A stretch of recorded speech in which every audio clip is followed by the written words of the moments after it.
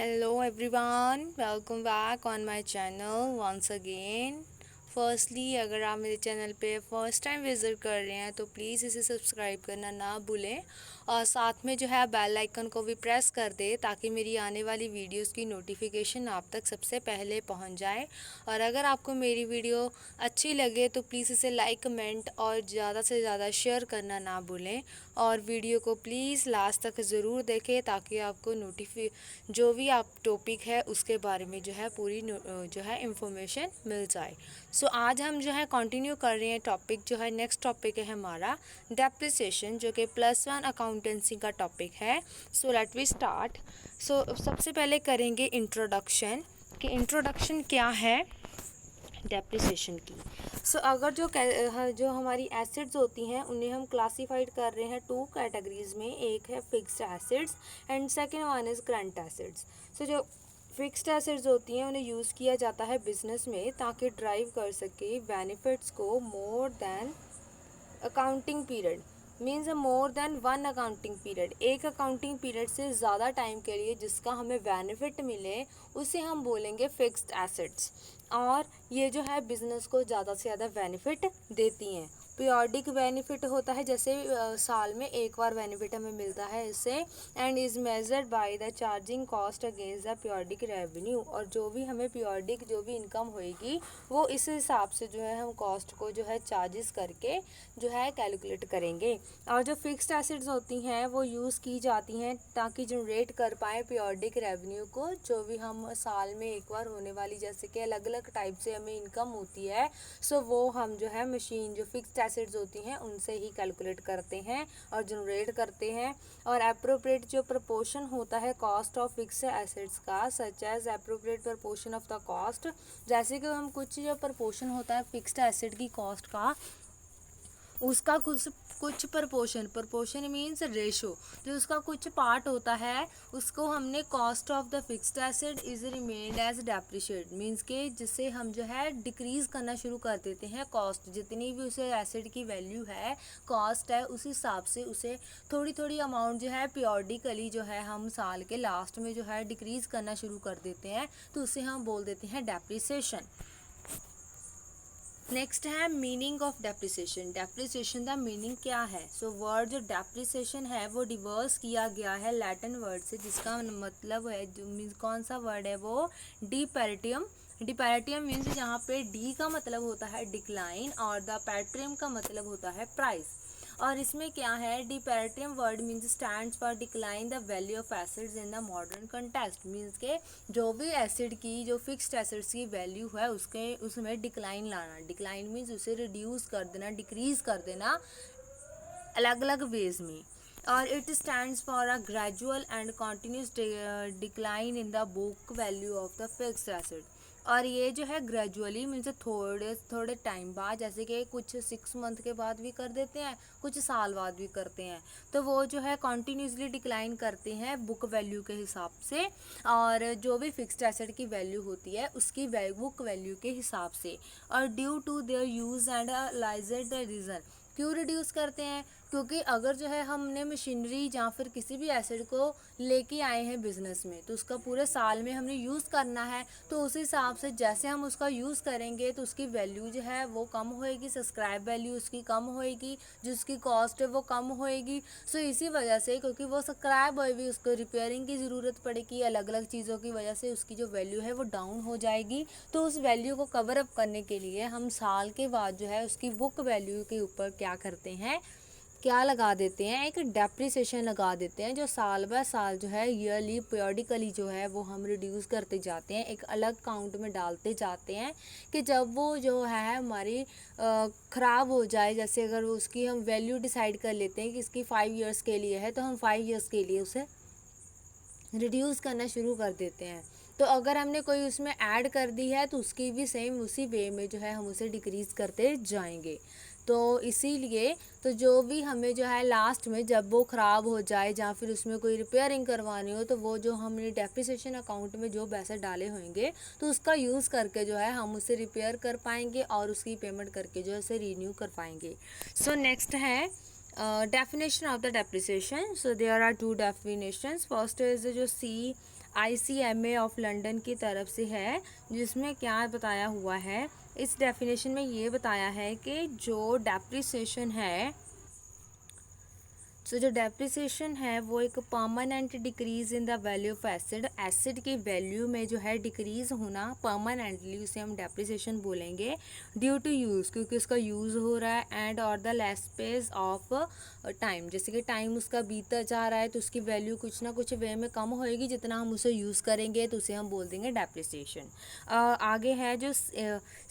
LC Cooper की तरफ से जो है डेप्रिसिएशन की डेफिनेशन दी हुई है, तो वो ये है कि जो डेप्रिसिएशन है वो एक डैमिनेशन मीन्स एक डैमेजिंग एक वे है financial value of the acid, acid की जो फिनेंशियल वैल्यू है ड्यू टू किन किन चीज़ों से, वेयर एंड टेयर की वजह से, जो उसके थोड़े टाइम बाद जो है उसकी रिपेयरिंग की ज़रूरत होती है उस चीज़ के लिए, ऑब्सोलेंस मीन्स अगर उसमें कोई प्रॉब्लम आ जाती है उसके लिए, और सिमिलर कॉज अगर कोई इसके जैसा सेम कोई और कॉज हो, और suggestion being other that of gradual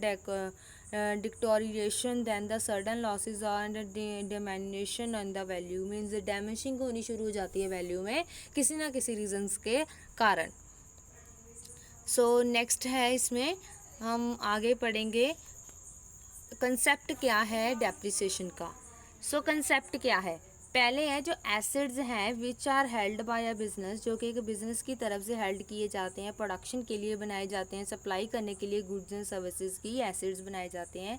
so expected to use more than an accounting year, जिसे हम एक साल से ज़्यादा अकाउंटिंग ईयर में यूज़ कर सकते हैं, and have a limited useful life, जिसकी लिमिटेड यूज़फुल ऑफ लाइफ होती है, तो उसे हम बोल देते हैं उस एसिड को वो जो है डेप्रिसिएबल एसिड है। सेकंड क्या है पॉइंट, अगर जो है हम किसी परचेज करते हैं फिक्स्ड एसिड को, तो उसे हम रिकॉर्ड कर देते हैं उसकी ओरिजिनल कॉस्ट के ऊपर, और परचेज प्राइस जो है उसके ऊपर बुक्स ऑफ अकाउंट में उसकी वैल्यू को डाल दिया जाता है। सो जो ऑर्गेनाइजेशन है उसे यूज़ करती है फिक्स्ड एसिड्स की फॉर्म में, यूज करती है उसे ताकि अर्न कर पाए और जनरेट कर पाए रेवेन्यू मीन्स की इनकम, उससे अर्न कर पाए for a number of years accounting, जो भी लंबे समय के लिए हम उसे यूज़ कर रहे हैं उतने अकाउंटिंग ईयर्स में। सो नेक्स्ट है until it sell discard the asset, जब तक जो है हम उसे सेल नहीं कर पा रहे हैं, जब तक हमने उसे सेल नहीं किया है तब तक जो है हम उसकी वैल्यू में थोड़ी थोड़ी जो है डिक्रीजिंग करनी, रिड्यूसिंग करनी शुरू कर देंगे। सो जिस हिसाब से जो है हम जितना भी उसे यूज़ करेंगे उस हिसाब से जो है कुछ वैल्यू डिसाइड कर लेंगे, उसी वैल्यू को जो है एवरी ईयर जो है हम डिक्रीज़ करना शुरू कर देंगे। So third point है enhance it become necessary to allocate a part of a purchasing cost or the acquisition cost to every accounting year until we use it. So it becomes necessary, ये ज़रूरी हो जाता है कि allocate करना part of purchasing cost, जितना part जो है हमने परचेजिंग कॉस्ट है और एक्विजिशन कॉस्ट, अगर हमने उसके ऊपर कोई रिपेयरिंग चार्जेस या फिर अदर कोई कॉस्ट लगाई है उसे टू एवरी अकाउंटिंग ईयर, उसे हर अकाउंटिंग ईयर्स में अनटिल वी यूज़ इट, जब तक हम उसे यूज़ कर रहे हैं। So we call this allocation of the cost, जो हम इसे एलोकेशन ऑफ कॉस्ट बोलते हैं उसे बोल देते हैं डेप्रिसिएशन, और डेप्रिसिएशन जो है वो एक एक्सपेंस होता है ऑर्गेनाइजेशन के लिए।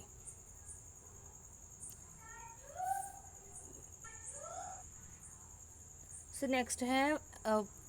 फीचर्स ऑफ डेप्रिसिएशन, इसके क्या क्या फीचर्स हैं। First is depreciation is decline in the book value of the fixed acid, ये जो है बुक वैल्यू मीन्स जो भी फिक्स्ड एसिड की बुक वैल्यू उसको डिक्लाइन करती है, कम करती है। सेकंड पॉइंट क्या है, ये जो है loss of value assets, loss due to passage of time, जो भी हमें लॉस हो रहा है टाइम के बीतते समय में, अगर कोई उसमें प्रॉब्लम आ रही है उसमें उसके यूजेस में, तो उन चीज़ों को लॉस को कवर अप करने के लिए हम जो है डेप्रिसिएशन चार्ज करते हैं। थर्ड पॉइंट है अगर कोई कॉन्टिन्यूड प्रोसेस है till the end of the useful life of the asset, जब तक जो है हम उस एसिड को यूज़ कर रहे हैं तब तक जो है उसकी कॉन्टीन्यूसली प्रोसेस में जो है डेप्रिसिएशन चार्ज होती है। नेक्स्ट है डेप्रिसिएशन जो है वो expired cost is an expired cost, इसे हम एक्सपायर्ड कॉस्ट भी बोल सकते हैं, और ये जो है हम कैलकुलेट करते हैं टैक्स की मीन्स प्रॉफिट जो भी है, टैक्स जो भी प्रॉफिट है वो टैक्स देने से पहले हम इसे कैलकुलेट करते हैं, इसे डिडक्ट कर देते हैं प्रॉफिट में से। आगे है, ये एक नॉन कैश एक्सपेंस है, ये हम किसी को पे नहीं करते हैं। And it does not involve any cash flow, इसके साथ भी कैश फ्लो में भी कोई जो है डिफरेंस नहीं आता है। नेक्स्ट है जो डेप्रिसिएशन होती है वो एक प्रोसेस होती है रिटर्न ऑफ, क्योंकि ये जो है हम कॉन्टीन्यूसली इसको डिक्रीज़ करते हैं, जिसे हम कैपिटल एक्सपेंडिचर बोल सकते हैं, ऑलरेडी इंक्लूड, जो कि पहले से ही इंक्लूड हो। आगे है लॉस शुड बी जेनुअल और कांस्टेंट, और ये जो लॉस है ये जेनुअल है और जो है कांस्टेंट है। कांस्टेंट मीन्स जिसे हमने पीरियडिकली जो है हमने इसे रिड्यूस करना है, इसलिए ये कांस्टेंट है। और ग्रेजुअल मीन्स के जिसे हम प्रोसेस में ही रिड्यूस करते हैं, जिसे हम कंपलसरी मान लेते हैं अपने लिए, ठीक है, बिजनेस के लिए। नेक्स्ट है जो डेप्रिसिएशन होती है वो एक एक्विजिशन होती है of the effective life of the business की इफेक्टिव लाइफ के लिए, ताकि हमें जो है लास्ट में जाकर जो है हमें किसी भी तरह की जो है वैल्यू में जाकर कोई भी लॉस को या फिर परेशानी को ना उठाना पड़े। अगर हमें इमीडिएटली अगर कोई मशीनरी या फिर एसिड को मंगाना पड़े या परचेज़ करना पड़े, अगर एक मशीनरी ख़राब हो जाती है, तब जो है हम इस कॉस्ट का यूज़ करके जो है उसे रिप्लेस कर सकते हैं। नेक्स्ट है depreciation is a normal feature, ये इसका एक नॉर्मल फीचर है फिक्स्ड एसेट्स का। Next is maintenance of acids is not of depreciation, अगर हम किसी एसिड को मेंटेन कर रहे हैं तो उसे हम डेप्रिसिएशन नहीं बोलेंगे। कॉजेज़ क्या हैं डेप्रिसिएशन के? So there are few causes. First हम रीड करेंगे वेयर एंड टेयर, जिसे मैंने अभी डेफिनेशन में आपको डिक्लेयर किया था, ये सारी चीज़ों के साथ जो है हम डेप्रिसिएशन चार्ज करते हैं, और इसी में जो है वेयर एंड टेयर भी जो है वो आ रहा है। सो कॉज है ये इसका, कॉज मीन्स कारण है डेप्रिसिएशन का, क्योंकि अगर हमने जो एसिड्स हैं उनसे हम जो है ग्रेजुअली ब्रेक डाउन हो रही हैं over a certain uses period, जितनी वो पीरियड में यूज़ हो रही हैं उस हिसाब से जो उसकी वैल्यू है वो डाउन होती जा रही है। सो एज पार्ट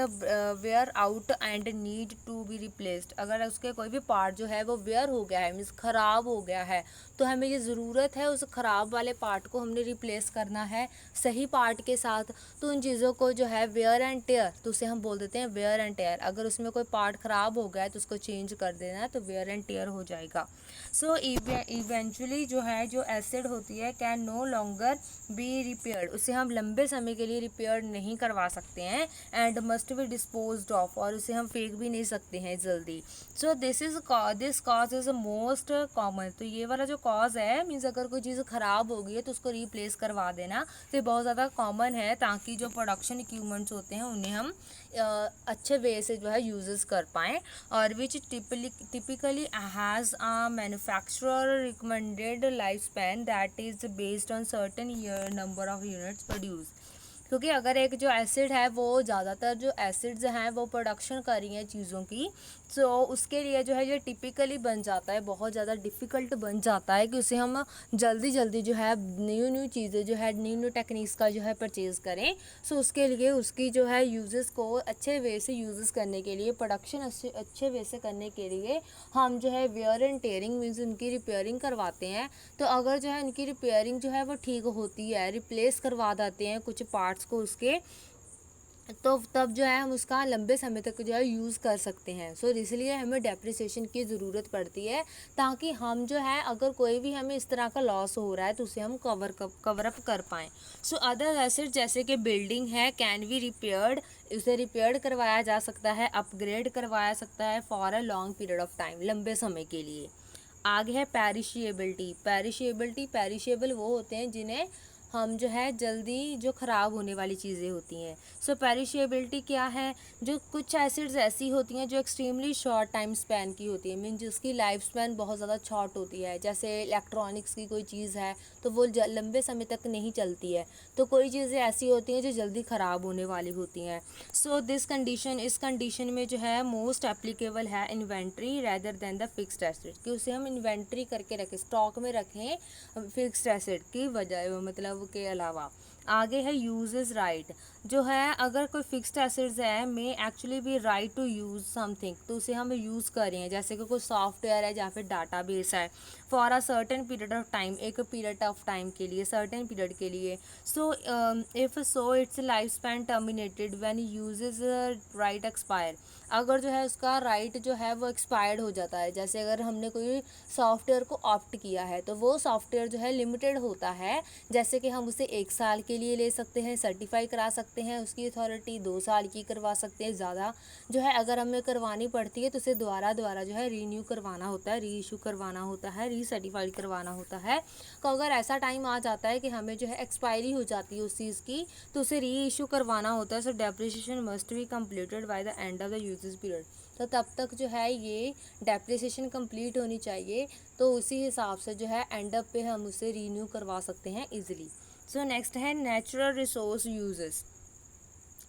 अगर जो है ऐसे नेचुरल रिसोर्स है जैसे कि ऑयल है, गैस है, तो अगर ऐसे कोई रिजर्वर्स हैं तो depletion of the resources cost depreciation, तो अगर कुछ ऐसी चीज़ें हैं जिनकी रिसोर्स जो है वो डेप्रिसिएशन से ही होती है उसे हम डिप्लेशन बोल देते हैं, रेदर देन जो है उसे डेप्रिसिएशन भी बोल सकते हैं। The pace of the depreciation में change if the company subsequently alert the its estimate of reserve remaining, तो जैसे भी जो उन्होंने रिजर्व पहले से किए होते हैं तो उनका रिप्लेस करके जो है वो उसकी डिप्लेशन को कम करके मीन्स के चेंज करके कंपनी जो है अलर्ट जो है एस्टिमेट अलर्ट जो भी उन्होंने किया होता है उस हिसाब से जो है उसे कर पाती है, नेचुरल रिसोर्सेज को आगे से यूजेस के लिए कम कर पाती है, अलर्ट दे देती है कि ये ख़त्म होने वाले हैं। सो इसी वजह से तो उसे थोड़ा कम कर देती है यूज़ करना, उसकी जो वेस्टेज है वो कम कर देती है, और साथ में जो है जिस हिसाब से जो डेप्रिसिएशन चार्ज हो रही है सो वो जो है उसे रीन्यू करने में भी हेल्प कर सकते हैं। एंड लास्ट पॉइंट है इनएफिशिएंट एंड ऑब्सोलेंस। इसमें क्या है, कुछ इक्विपमेंट्स ऐसे होते हैं जो कि obsolete bye more effective,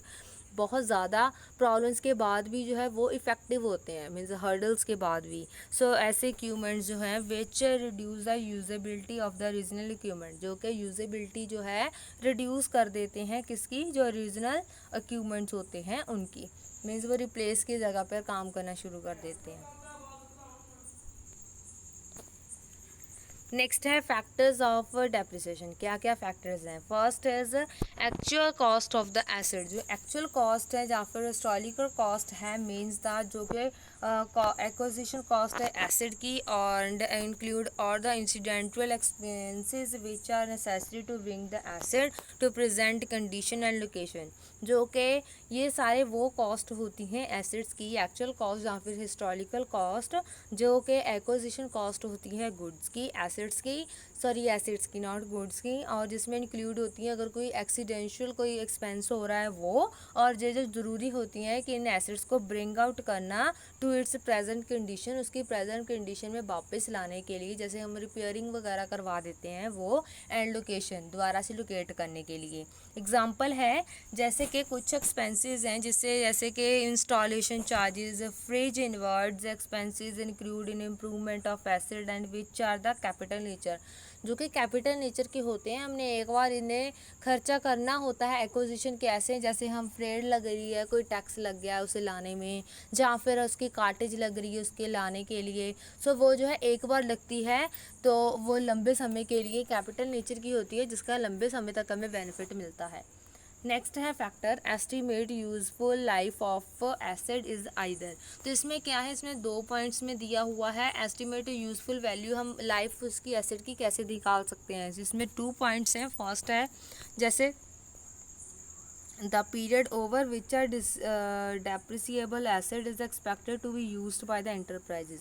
means वो पीरियड अगर वो ज़्यादा हो जाता है, आर डेप्रिसिएबल एसेट मीन्स जिस एसेट के ऊपर डेप्रिसिएशन लग रही है वो expected to be used by the enterprise, जो भी एंटरप्राइज की तरफ से एक्सपेक्ट किया होता है कि जितने टाइम पीरियड के लिए वो उसकी डेप्रिसिएशन को निकालेंगे, लेकिन वो जो है उससे ज़्यादा जो है यूजेबल हो जाती है, तो वो एस्टिमेशन में। सेकेंड वाला पॉइंट है अगर जो है नंबर ऑफ प्रोडक्शन जो है सिमिलर यूनिट में होती है expected to the obtain from the use of asset by the means जितनी के है एक एंटरप्राइज की तरफ से सोचा होता है उसके सिमिलर कि इतनी एस्टिमेशन के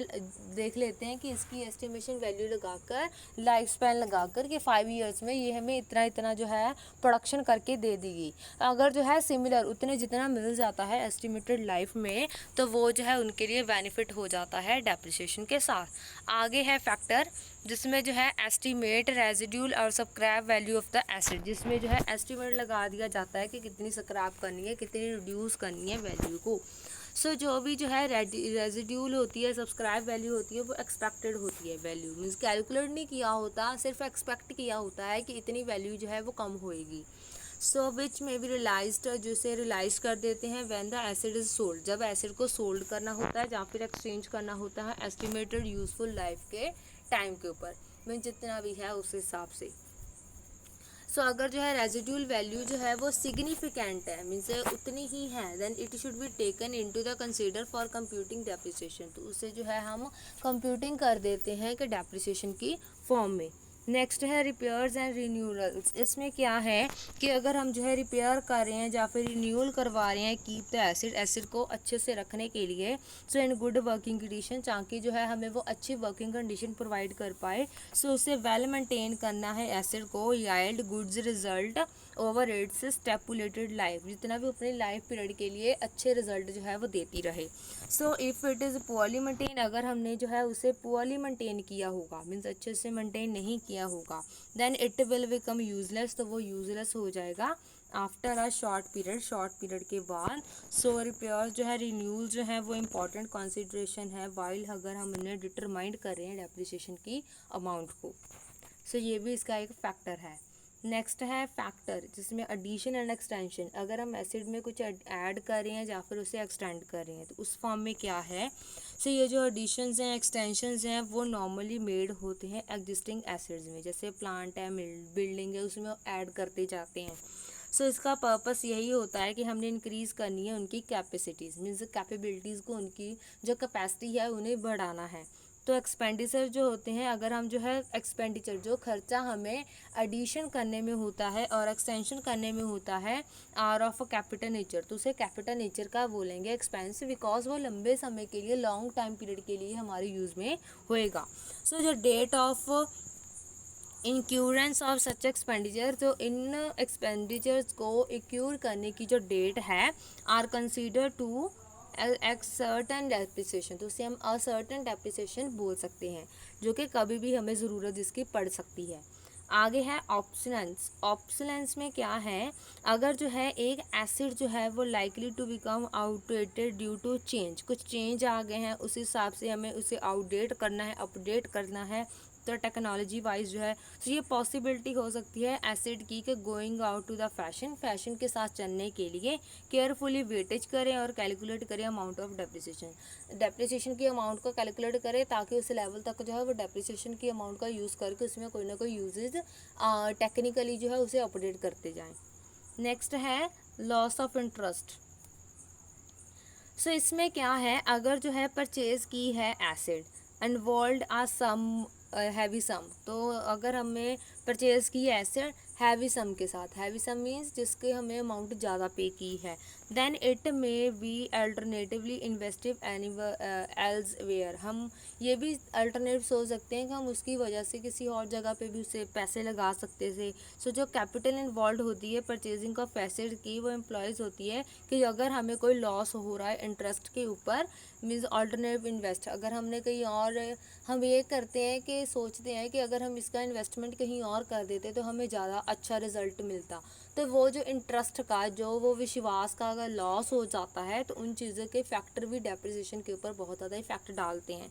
नेक्स्ट है लीगल रिक्वायरमेंट्स। लीगल रिक्वायरमेंट्स में क्या है कि जो प्रोविज़न है डेप्रिसिएशन ऑफ एसेट्स की is subject to income tax act, ये भी इनकम टैक्स एक्ट के अंडर आती हैं और कंपनीज एक्ट के अंडर भी आती हैं। सो जो लीगल प्रोविजंस होती हैं due to enter calculation of depreciation, तो वो उनके हिसाब से ही चलना पड़ता है, अगर जितनी उन्होंने परसेंटेज दी हुई है उतनी परसेंटेज के हिसाब से जो है उनको वैल्यूज़ को रिड्यूस करना पड़ता है एसेट्स की। तो वो उन्होंने अलग अलग ब्लॉक्स बनाए होते हैं इनकम टैक्स एक्ट के अंडर, जिसमें जो है एवरी ब्लॉक का जो है परसेंटेज जो है उन्होंने ऑलरेडी सेलेक्ट की होती है, उस हिसाब से जो है डेप्रिसिएशन चार्ज की जाती है हर टाइप की एसिड के ऊपर। सो नेक्स्ट है हमारे पास similar terms related to the depreciation. कुछ ऐसी टर्म्स हैं जो कि डेप्रिसिएशन के साथ बिल्कुल सिमिलर हैं। इसमें फर्स्ट है डिप्लेशन। डिप्लेशन में क्या है, डिप्लेशन जो होता है also lower the value cost value of the acid. ये भी जो है कॉस्ट वैल्यू जो है वो रिड्यूस करती है incrementally through the schedule charges to the income. Means जो भी इनकम होती है शेड्यूल में उनमें चार्जेस में रिड्यूस करती है। और वेयर इट डिफर डैट, कि यहीं पे डिफर है कि it refers to the gradual exhaustion of the natural resources reserve. जो भी नेचुरल रिसोर्सेज के रिजर्व्ड हैं उनमें जो है एग्जॉशन करनी है। So as opposed to wearing out of depreciable asset. जो भी डेप्रिसिएबल एसिड है वो एसिड जिसके ऊपर डेप्रिसिएशन लगती है उसकी अपोज में अगर कोई वेयरिंग करनी हो, उसमें कुछ चेंज करना हो, सो ऑन द गेंजिंग जो कि है लाइफ ऑफ इंटेंजिबल, अगर कोई इंटेंजिबल एसिड है उसके लिए उसकी लाइफ के लिए, तो डिप्लेशन एक्सपेंस जो होते हैं वो कॉमनली यूज़ किए जाते हैं। जैसे माइनर है, लोगर है, ऑयल एंड गैस है, ड्रिलर है, अदर कंपनीज, कुछ ऐसी कंपनीज जो कि अगेंस्ट नेचुरल रिसोर्सेज के रिगार्डिंग जो काम करती हैं उनके लिए। So there is a next, अगर अब हमने कर ली है यहाँ पर depletion, and other one is amortization. Amortization में क्या है, ये जो है सिमिलर होती है डेप्रिसिएशन की तरह, और इन थेरी में जो है हम इसे अप्लाई करते हैं इंटेंजिबल एसिड्स के ऊपर, सच एज जैसे कि पेशेंट्स हैं, ट्रेडमार्क है, लाइसेंस है, and rather than the physical property. कोई भी फिजिकल प्रॉपर्टी है या फिर इक्विपमेंट्स है, तो कैपिटल लीज ऑल्सो द, अगर हमने कोई कैपिटल जो है लीज के ऊपर, अगर लीज के ऊपर कोई कैपिटल लगा दिए, लीज मीन्स कोई रेंट के ऊपर जगह ली है उसके ऊपर हमने, रेंट के ऊपर कोई चीज़ ली है उसके ऊपर हमने कैपिटल लगा दी है, सो उसे भी हम एल्गोरिज्म के ऊपर लगा सकते हैं, मीन्स एल्गोराइज्ड कर सकते हैं। So there is a next, first depreciation भी कर लिया है तो, और एमोराइजेशन भी कर लिया है। Next is